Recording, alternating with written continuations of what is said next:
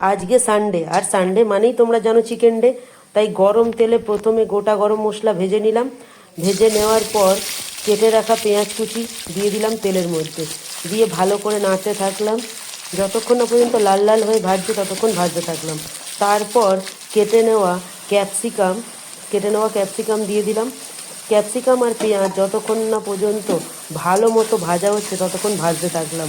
ঠিক আছে, ভাজা হয়ে যেতেই আমি সাথে সাথে কী করলাম, আদা রসুন পেঁয়াজ এবং টমেটো, ঠিক আছে, আর তোমার কিছুটা কাঁচা লঙ্কা বাটা দিয়ে ভালো করে কষাতে শুরু করলাম তেলের মধ্যে দিয়ে।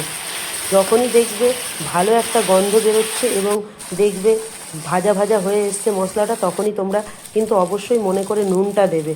ঠিক আছে, নুন দেওয়া হয়ে গেলেই একটু হলুদ গুঁড়ো দেবে, এবং যারা যারা লঙ্কা গুঁড়ো ভালোবাসো, ঝাল ঝাল খেতে চাও, তারা লঙ্কা গুঁড়ো দেবে। দিয়ে ভালো করে নাড়তে থাকবে। নাড়তে নাড়তে যখন দেখবে একটু কষা হয়ে এসছে এবং মাংস থেকে তেল ছেড়েছে, তখন ভালো করে কষিয়ে পারলে একটা বাটিতে তুলে নিয়ে একটু টেস্ট করে নেবে।